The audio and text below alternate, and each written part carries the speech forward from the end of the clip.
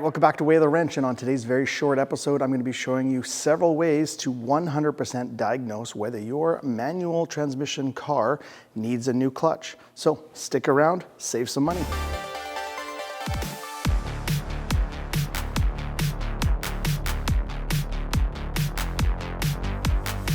Now, just a little bit of terminology so you guys can keep up with what I'm talking about. This is your pressure plate. Inside here is your clutch, which I'll show in a second. And right here is our flywheel. Now this flywheel attaches to the engine. So whenever the engine is spinning and running, so is this flywheel. So the idea behind the pressure plate in the clutch is that when you push on the clutch pedal, you're actually pushing down on these springs here on the pressure plate, which causes the clutch to come away from the flywheel and allows the transmission to disconnect from the spinning motor and flywheel. Now, when you unbolt your pressure plate from your flywheel, you will see your clutch disc. Now, the clutch disc has a splined hole here in the middle, and that goes onto the input shaft of your manual transmission. So whenever this clutch is spinning, your transmission will spin and your drivetrain and your wheels in the car starts to move. Now, this part here is where the actual friction material is, and it's on both sides here. This is what's going to grab and transmit the engine force from the flywheel to the clutch and then into the transmission. So when we are checking our clutch for whether it's worn out or not, what we're actually trying to do is determine how thin or worn out this friction material is, so we can replace it with a brand new thick one. Now these springs here, their job is to make a smooth transition to when the clutch is not engaged to engaged. If we didn't have these springs, you would have one large jerk as soon as this grabbed onto the flywheel. And for those of you that are learning how to drive stick and you've ever had the vehicle kind of go and you let off the vehicle clutch and it kind of engages smooth again, that's what's causing that bouncing, because you have engaged it too quickly and those springs are trying to soak up that, but it's causing a bouncing kind of sensation. Now, the reason why we want to 100% know whether this vehicle needs a new clutch is it is not a cheap job.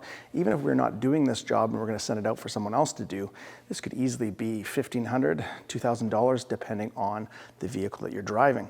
Now, the reason why we're going to diagnose this is because we are going to be doing the work, and this is not a quick, easy job. There is a lot of stuff that has to come off to separate the transmission and engine and get in there and replace that clutch. So we really, really want to know that we need a clutch before we start. Now, as with diagnosing any kind of automotive parts, the more worn out, the more ready to be taken off the vehicle that part is, the easier it is to diagnose. However, I'm going to start with my number one way of telling whether a clutch is out. That can tell you before you have the other issues, and then I'll give you the other issues so that if you have any of these, you're going to know you need a new clutch. So let's start with the first one. Now, the very first thing I check is the clutch pedal engagement.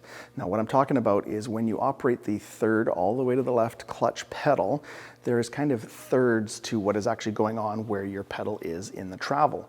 Now, when you have the pedal all the way down to the ground, you have fully released the flywheel and the clutch, and so the engine can keep running and the transmission stops moving and the vehicle stops moving so you can sit there at a light. Now, when you go to lift the pedal up about roughly the first third of the movement, that is now getting the clutch and the flywheel to start mating. So there's kind of like some room there where it's actually away from the part and then it comes together. Now, the middle third of the travel is the clutch and flywheel are now touching, and it's kind of like a transition point where it is touching, but it hasn't fully released. And then the last rough third movement in a very new car or a car with a new clutch is going to be the full release and allowing that clutch and flywheel to fully mate and not have any kind of action from the clutch working on it. So there should be some free play. So for the last third movement should kind of feel pretty easy, meaning that there is just no action on that clutch, and that is what we are looking for to check how much clutch life we have left. Now, it's kind of counterintuitive, but the further up towards being foot completely off the pedal and the pedal all the way up, the further it is to that is actually the more worn out. So if you have a pedal that feels like the free play is just right at the very end, or when you are driving the car, you feel the car not really moving yet, and when it finally kind of starts to move and go, and your pedal's almost all the way up at the top, that's a pretty sure sign that you are on the last little bit of that clutch. Now, if it's got lots of movement, about a third when it's brand new, so you're gonna have to use that as a gauge for roughly how much you have left. All right, now let's take a look at this 2008 Toyota Yaris, because its clutch pedal engagement is almost all the way at the top, and it's been there for quite a while now. So let's take a look. I'm gonna push down on this clutch pedal with just a little bit of pressure, and as soon as I feel the slightest bit of resistance, that's the start of the spring that needs to be compressed to have the clutch come away from the flywheel. Now, when I push down on it, I only have this much free play right at the very top before I start feeling that. So this is definitely a clutch that's on its way out. Whereas if this was a brand new car, I might actually feel something about like this. You know, maybe an inch or so, inch and a half. Every car's a little different, but there'd be way more movement. Like I said, this one here is right at the very top. So no bueno. Now, before you condemn your clutch based off of the lack of free play in your clutch pedal, it's important to note that if you have a mechanical cable operated clutch, you actually might be able to adjust this out and extend the life of your clutch. However, most vehicles nowadays are using hydraulically operated ones, which you can't really adjust. So let's take a look on this Yaris and see what it has. Now, if you look down low and at the front of your transmission and you see one of these guys, this is your clutch slave cylinder. So this is telling me it's a hydraulically operated clutch. And I can tell that this is that because it's got a bleeder screw and there's a steel hydraulic line coming to it. So this cannot be adjusted, so we are due for a clutch. Now, when you're checking your clutch pedal free play, you will also want to check for the smooth operation of the pedal, which might give an indication that something else is going on as well. So a good pedal should feel nice and smooth movements. It should build in pressure or the force required to push down the clutch. And when you let it go, it should very quickly come back and nice and smooth without any kind of hesitations or jerkiness. If it does have any of that stuff, this could be an indicator that you have a failed pressure plate or there's lack of lubrication allowing those parts to slide back and forth properly. Now, when you're checking this pedal operation, if it feels really quite spongy and easy to press down to the ground, and maybe when you go all the way down to the floor, you're still having a hard time changing gears without them grinding, that could possibly be that you have air in your hydraulic system that needs to be bled out. And I would attempt a flush and bleed procedure on your hydraulic clutch before you do the clutch to see if that's your only issue. Now, when your vehicle's clutch starts to wear beyond where this Toyota is, you're gonna have another symptom pop up, which makes it very easy to diagnose, which is clutch slipping. Now, what that means is when you mash the gas pedal and ask the engine to do some work, in a normal good operating clutch, there's enough friction material to be able to lock it to the flywheel and lock the engine to the transmission so that they can work together. However, when your clutch is failing because it's worn out, if the clutch material can't grab onto the flywheel, it starts to slip. And so all of the power you're asking for the motor to transmit to the transmission doesn't get there. And so for you as a driver, that feels like the engine revs up and you can see your RPM go up, but your vehicle speed is hesitant, sluggish, or non-existent. And your engine revs up, but your vehicle speed stays the same.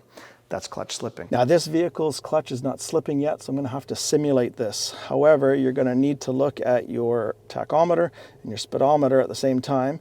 And when you're letting out the clutch and going into a gear, anytime that you see the engine RPMs start to rev up, yet your speed's not changing, that's a good sign that your clutch is slipping. Now, this will depend on how bad your clutch is slipping and what kind of conditions you're driving in. A good test for this is instead of, while you're driving, instead of switching from first into second, try switching from first into fourth gear and mashing the gas pedal. And if RPMs climb and the speedometer stays the same or even lowers, that's your clutch slipping. Another good test is finding a hill and trying to go through your speeds there. And if you notice that the engine RPM is going up and your speedometer is staying the same and you can't even get up the hill, that's your clutch is slipping. So it'll look like this. So clutch is in, give it some gas like I normally would as I release, and let's say I'm going into gear, you'll notice this happen. The engine revs up and the speedometer stays the same. So that's clutch slip and you need a new clutch. Now, one final test you can do to ensure that your clutch is slipping is put your transmission into a nice high gear like fourth, put your parking brake fully on, and then kind of pretend like you're in first gear and give it some gas and let out the clutch like you normally would. Maybe give it a touch more gas. And if there's enough life left in that clutch to be able to grab, the engine will stall. If you can kind of keep giving it some gas like you're driving down the road and the engine does not stall, that is definitely a clutch slipping and needs to be replaced. Now, this clutch still has a little bit of life in it, but I'm going to do the test here. We should see it stall. So a little bit of gas. Oh, there we go. That clutch is now slipping. So, no good. All right, that's a wrap in another video from Way of the Wrench, this time on how to properly diagnose whether your vehicle needs a clutch or not. Now, we know this Toyota needs a clutch, so I'm going to start tearing into it and filming it for you guys. So stay tuned for that video so that you know how to do a clutch repair on your manual transmission car. If you have any questions, put them down in the comment section below. And if I was able to help you out and save you some money, get you excited about cars, I'd love to hear back from you. Put it down in the comment section and I'll get right back to you. Until next time, take it easy.